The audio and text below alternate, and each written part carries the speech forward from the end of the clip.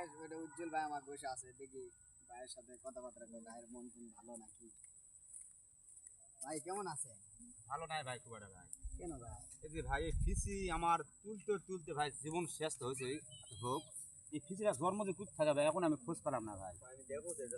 এটা ফিজিক্যাল চাহিদা দেখতে আছি ভাই, আমি দেখতে তো আমার তো এমন কি চাষে গেল যে আমি বাড়িতে যা ঘুমাসি না, এরকম অবস্থা মনে হয়ে গেল। এই ফিসের যন্ত্রণায়। তাহলে একটা পদ্ধতি আছে ভাই।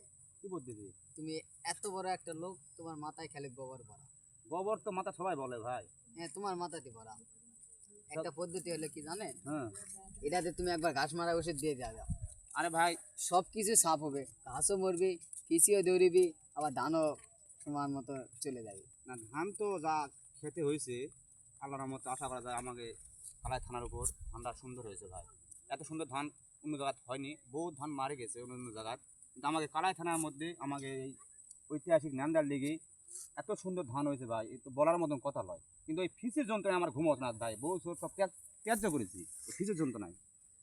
এই ফিসিক না মারলে আমার মগজে ঘুমই হচ্ছে না, এমন রাগ থাকে তো মুখে ফিসির ভিতরে সুদ থাকে। তো এই কারণে তোমার জিজ্ঞাসা করলাম যে ভাই, এটা কৃষি মারার একটা পদ্ধতি আছে।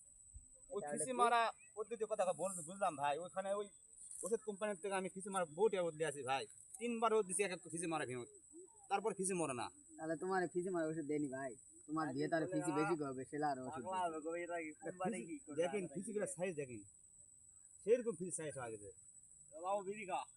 ওকে ভাই, ঠিক আছে।